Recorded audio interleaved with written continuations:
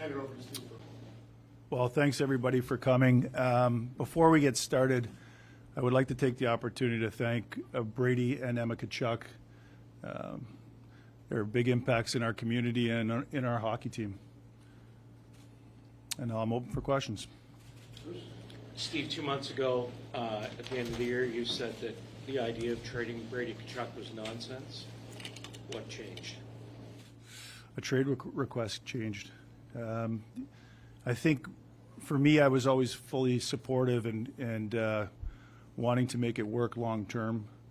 I think it became clear as the season went on this year that maybe something was amiss and that had changed.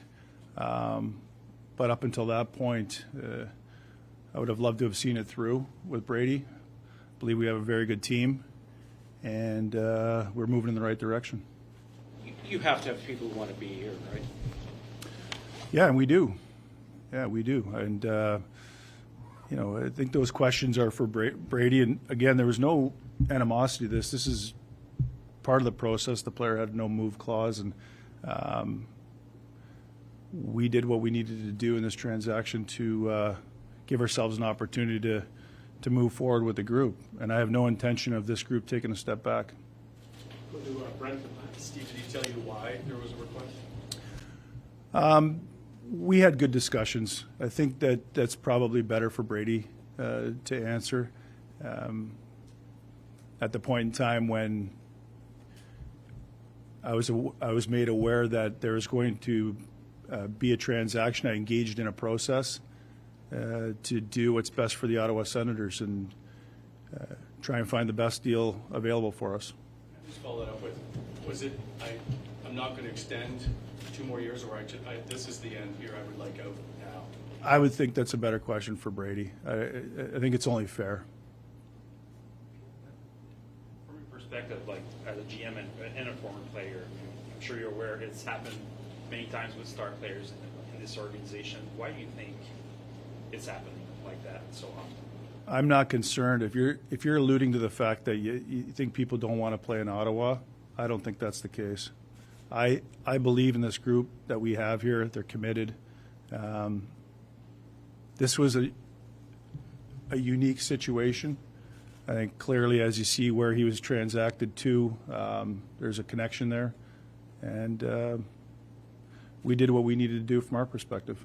Were you at all surprised that he came to you with a trade request at the time that he did? I think as the year went on, for me, I could clearly see that Brady was a bit of a different player from the year before.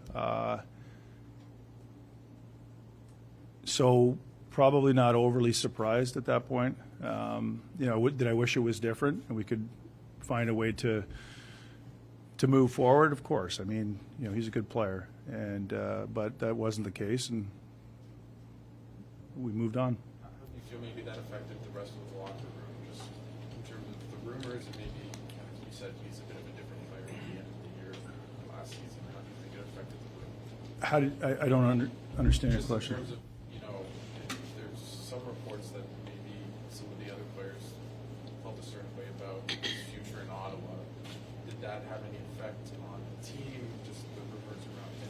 I don't think so. I think our team played at a very high level this year. We had a lot to contend with. I was proud of the way that we dealt with situations. I see the path for this group moving forward. I think as we move forward here, there's sort of a elevation in leadership for some of our individuals that are already in the room, that I have full confidence we have a lot of good players, and they're a committed group. What can you say about the trade itself? What kind of assets were you hoping to get when you knew it was time to move on from Brady? And what's next for those picks you got? The dynamic of a no-trade clause changes how the transaction works and how it's going to look. Clearly it was pointed at one team at the end. I feel comfortable with the return, with dealing with the circumstances that we did to get there. So it's not like he was available to every team in the league. So that process sort of took hold as I went along with the number of teams, and it was clearly pointed to one team at the end of it. As far as the return, would you like to get an impact player back in a deal like this? There's a number of different ways you can get there in the end. I feel like the draft capital and the assets that we return opens the door for us to do for many possibilities. And as a follow-up, maybe it's a little bit similar to what Julian was trying to ask, but people are going to look at what Brady did and what his brother Matthew did in the past, them deciding before their contracts are over, you know what, we're going to go to our teams and say, you know what, we're going to ask for trades. People are seeing this as like the beginning of like a player empowerment era. What do you make of that kind of developing phenomenon as a former player turned GM? Well, clearly there's that going on now in our league. The players negotiate the no-move clauses in their contracts, and as a manager, you have to abide by that as you go and do your business. It's certainly the dynamics changed. I'm not concerned for us here in Ottawa. I believe that what we've been able to do over a couple of years, the 2 years, and continue to build towards what I think is not only a very good team, but one that can continue to take steps in that direction. I see the dynamic. I don't have a concern for it. Again, we have a very committed group. How much interest do you have in 9 and 25 right now? It's the first time that I've been in this situation. My apologies. Yeah, I'll tell you who it is. Who's calling? That's my next question. How's that for timing? It's been robust since the deal has happened. Again, I have no intention of – this team is moving in the right direction. I have no intention of this team taking a step back. We're active and we're open. Can I ask you, sorry, can I just ask you, just on those picks, what do you think the percentage chance is that you pick at number 9 as you sit here right now? Hard to say. I think it is in play for sure. Like I don't want anybody to be misled by. I think if you see the transaction, you see the picks coming back, you wonder which direction the team's going. I want to be clear. I don't intend on taking a step back with this group. Of course, fans are reacting when you have a big move like this one. Do you see this trade as a reset, a rebuild, or none of that? How do you see the big picture of it? I guess depending on what we're able to do in the coming weeks, but I don't see it being a reset or a rebuild or a retool. I think it's one player that has been traded, and we're going to continue to work to improve the roster, and like we've done every year, and they haven't been as dramatic as this, but every transaction is important, and the players that we bring in here, and we've been strategic and patient at times to be able to get to this level, but I feel good about where we're at. Steve, you said as the season went on, something felt amiss. Was there a certain point at which you really started to get that feeling, and was it the Olympic break? I don't think there was a specific time. I think over time, I have to have an honest evaluation of our team and our players. And there's obviously ups and downs and certain things that happen to a player through the year where you could see that they're not quite on top of their game. I don't think it was anything specific. I hear your point. You don't want the message to be you're taking a step back. You still want to be competitive. But how do you reconcile that to the fan base? We traded a star player. We got back a bunch of first-round picks. That's not something competing teams do. Just help connect the dots for us. Draft picks for now. What we can do with that moving forward, it'll take some time, and this is a week. I think the timing of this transaction to have those assets moving into this week and the interest in those picks, we'll have an opportunity to look to add to our group. Stay tuned. You talked about wanting maybe maybe to elevate leadership from the rest of the group. Have you reached out to any of those players to how this impacts the team? I have had conversations with some of our players. Of course, I mean we have an open line of communication with our players, management, ownership. We create that environment here. So I did speak to a number of players and sort of gave them the heads up before it became public. I think it's impactful. It's impactful to those players that I can communicate with them, and they appreciated that. With that in mind, then I think it's fair to say that there was distractions towards the second half of the season with everything going on with Brady. Had anyone ever approached you about the impact that was having on the group, and how did the conversations go then now with this trade having taken place? No, I didn't have that. I mean, I didn't have any players talking to me about distractions in this particular case. No, I didn't. And then it was sort of your fault. Just that, I guess as sort of to make it a little clearer, that did anyone feel or say to you, this is a distraction and it needs to be taken care of? No.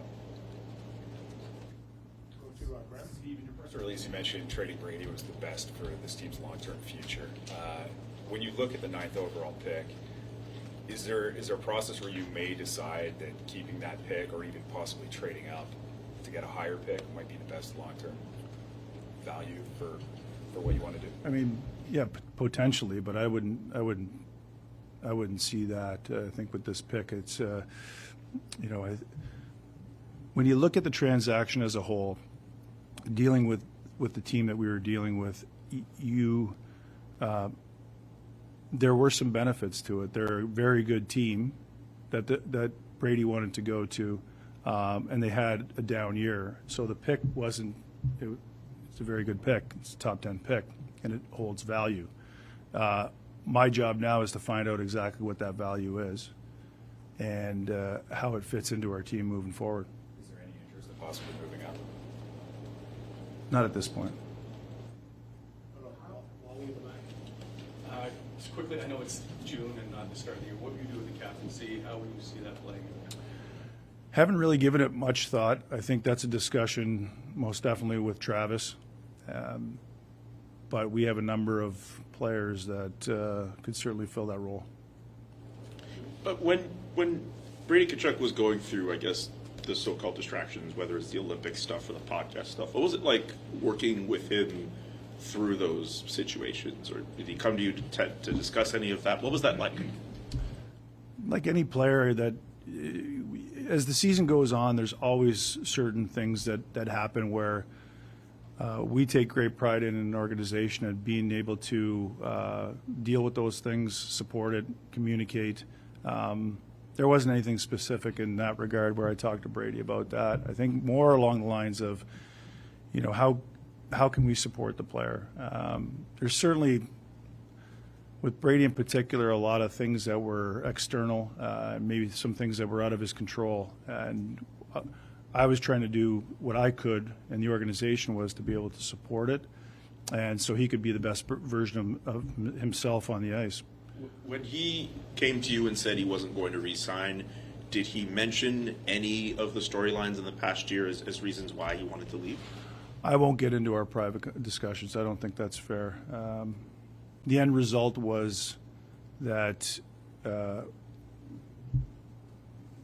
he wanted to be traded, and that I engaged in a process at that time, a very detailed process. It was weeks, and it was at least the last 3 or 4 weeks where it was full engagement on this. So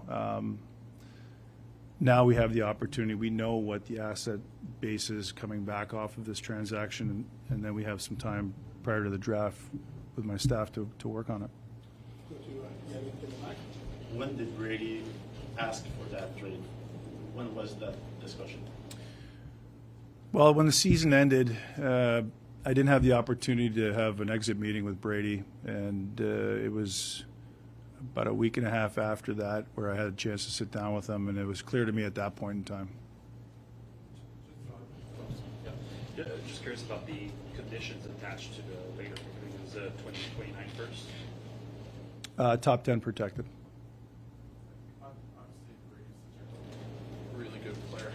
try to make that up when you're looking for acquiring a player? Like, what are you looking for? What are you trying to make up with it, with depth, with one kind of star type player? Like, what's your thought process? We're in the middle of figuring that out. I think this will be an interesting week as far as what the value is for that pick, what we can do with it, or other picks or other players. We're engaged in that process now that we have the assets. You're never going to really replace Brady. He's a unique player. Are there ways that I can help make this team better? We think there's an opportunity to do that. Now, whether that happens in the next two weeks or 2 months, or when that happens, will depend on what we're able to do as far as and what teams are willing to engage in this process. But there's certainly some players that we've outlined and targeted that we're going to look at. You also have a lot of cap space now. Like, do you plan to spend to the cap, and how will you try to use that, especially in the trade market and free agency? Well, I mean, it's interesting with the cap going up. I believe it ended up that 8 teams last year had spent to the cap. I think moving forward it might be less with the cap continuing to rise. But that's not saying that we wouldn't do it. My job is to manage the roster and the contracts. But we have a fully committed owner to helping us do what we need to do to win a Stanley Cup. But spending money just to spend money or getting to the cap, it's always a question. We're going to get to the cap, but I think we need to be responsible. Having gone through this process, and obviously you didn't sign Brady to his current contract, but will you be a little more hesitant potentially in wanting to give players that full no-move clause? I mean, it does become cumbersome when you're trying to do a transaction, clearly.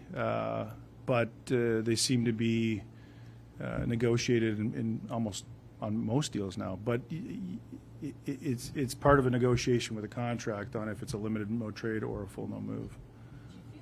If it, you go into this good faith or whoever offering the full no move, but when it's used almost against you, that something has to be potentially written into contracts so that the team itself is not handcuffed by the motive. Well, that's a deeper discussion and a CBA talk, and I deal with it as it is, and the player has a no trade clause in his contract, and I have to do my best to try and work through that. When Brady asked you to be creative, was there any discussion to kind of stretch it out until the trade deadline next year, or it would have been too much of a distraction? Well, I think I stated it earlier. Did I want to see this through with Brady?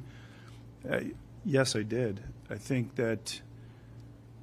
Do I think our team is on the cusp of being able to take that next step?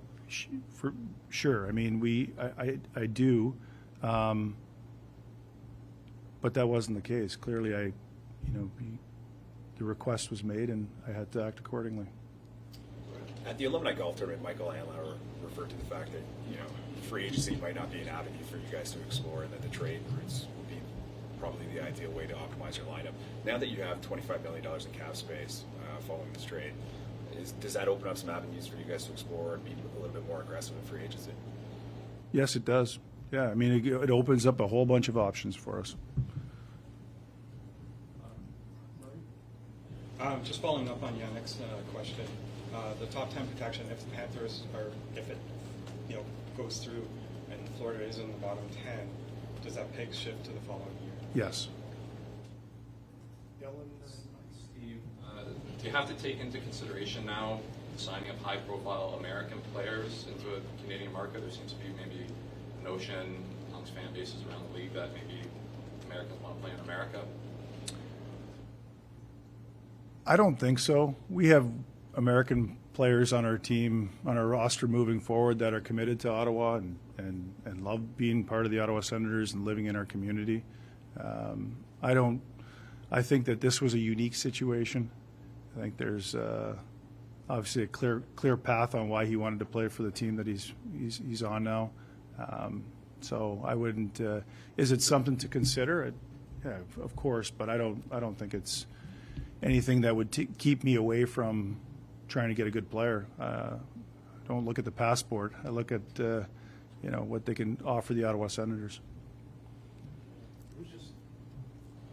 On your unrestricted free agents, just wonder where we are out on Giroux and Cousins.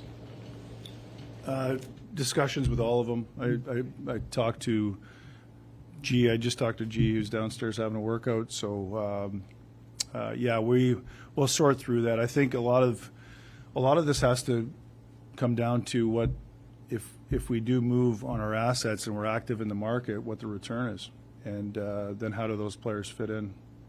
Anything you can say on Jordan Spence right now as an RFA? Just ongoing discussions. So going to the draft on Friday and Saturday, of course you have so many assets. What would be, of course you cannot tell us your plan, but what would be the best scenario for you in the next few days? You've been talking about the next few weeks and months, but next few days. I have no intention of this team taking a step back.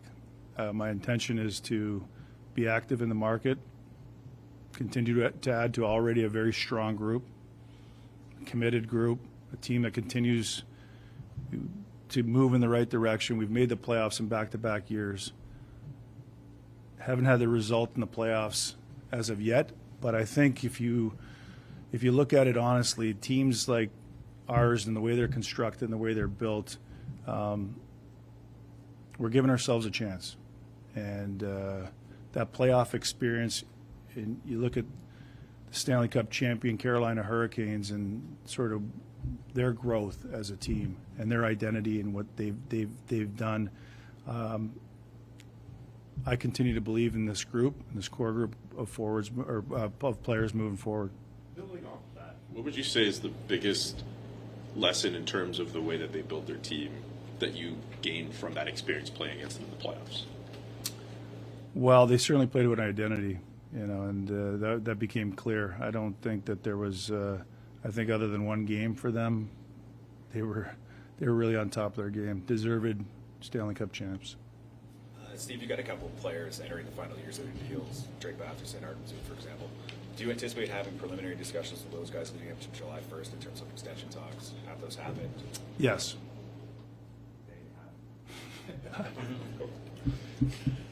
Yes. Can you just clear something up? Was there only one team that you could negotiate with, or was there a list of 4? I don't know if I want to get into the specifics. At the end, I think it's pretty clear. There was one team. Yeah, I mean but there was full engagement with the list of teams that I had, and my intention and my belief was that I was going to move forward with any one of those teams that were identified to me. But at the end of the day, it did become very clear. So you didn't want to do it within the division if you couldn't avoid it. Yeah, for sure. I mean, I feel like I got the best deal that the Ottawa Senators could get under the circumstances. How do you think the fans will welcome Brady back to the Canadian Tire sector the first time he's here? Well, I mean, that I won't speak for our fans. I think that, like I said off the top, Brady had a big impact on our team and in our community. How do you think he should be welcomed back? That'll be up to our fans. I think for me, this is part of the business, and not one that you are excited about venturing into, but certainly I think the optimism, and as we look at the assets that we were able to gain through this transaction, we feel like there's a clear path for us to be able to get better. Considering there were so many different situations in the last, as long as I've been here 2 years, where you've had to refute the idea of Brady previously wanting out and Brady himself having to do that and other players too. How weird was it to get to a point where the player goes to you and says, you know what, no, I do want out? Well, again, my intention was always to move forward with Brady. He's a good player. And that became clear that it wasn't going to happen. And as far as, I wouldn't change anything. I mean, as far as how we handled Brady, supported him, protected him at times, That's really what, what we do here to try and create the environment where our players can be at their best. And how is that ongoing process of not only just ensuring that the players you have right now can be at their best, but to other potential free agents or other players you would want to bring here to make Ottawa as enticing of a destination as possible? Again, I think that this one's unique. I think there's a clear path on why this player wanted to play in a certain market with a certain player. I don't think that, I think you're trying to allude to the fact that, am I concerned about, we have taken massive steps as an organization over the last couple of years. We've become a very good team. We've been in the playoffs back-to-back years. I think the environment with Michael Andlauer has totally changed how we do things and the way that we do our business. And I think our players are committed to that. And Ottawa is a destination for many players for many reasons. I think this is unique. I would say my question was more general and less kind of aimed at Brady, more just because obviously with what Brady wanted to do going to Florida and Dylan Larkin, the reports about him maybe wanting to go to Florida or Vegas or whatever, it seems as if off of what you hear of different players wanting out, there's this perception that's coming where these players want to go to these markets that are not necessarily seen as typically hockey markets down in the south of the United States, and obviously markets like Ottawa would be negatively affected by that. That's what I was kind of getting at with my question. I think each player wants to play in a certain place for different reasons. You hope that players want to play where they have a chance to win, which I feel like we do. I'm going to continue to build a team to give us a chance to win, and you want players that aren't worried about anything else other than that. So are we clearly defining the players that are coming into Ottawa? Is that an advantage to us in the end? You can look at it that way. Probably have time for one or two more. Steve, you said it was obvious there was only one destination here. You said the trade talks took 3 to 4 weeks. How much, when that's a situation when there's such limited options for where a player can go, how much does that hamstring you in you doing your job effectively? A lot. I mean, if the player was offered to 31 other teams, what does the return look like? I mean, there's no trade clauses, as Lisa spoke about, are negotiated into the player's contract, and full value for that player is within those parameters, whether it's one team or 4 teams. And what would it have looked different with 31 teams involved? Absolutely. We did the best we could with what we were under the circumstances. To kind of follow up on that, when Florida acquired pick 25, do you know if that was always going your way, or? No. Okay, Bruce? Use the draft to restock your cupboards a bit here. Pardon me? Do you have to use the draft to restock your cupboards a bit here? Well, we have 3 third-round picks. We have 3 first-round picks now. We started the year with 0 first-round picks, and we have 3. So I'd love to hang out with you guys longer, but we got to get to work. We got, this changes the dynamic, obviously, of what we were looking at doing in the off season, and we're looking forward to doing the work, putting in the work to be able to continue to build on the team. You can't trade the 32nd overall pick, but if you pick the player, could you trade the player? That's a good question. I don't have. We're picking at 32. Yeah. I think eventually I'd be able to trade him. Yeah. I don't know if there's a timeline on it. Yeah. All right, thanks. Thank you, Steve. We appreciate it, man. Thanks.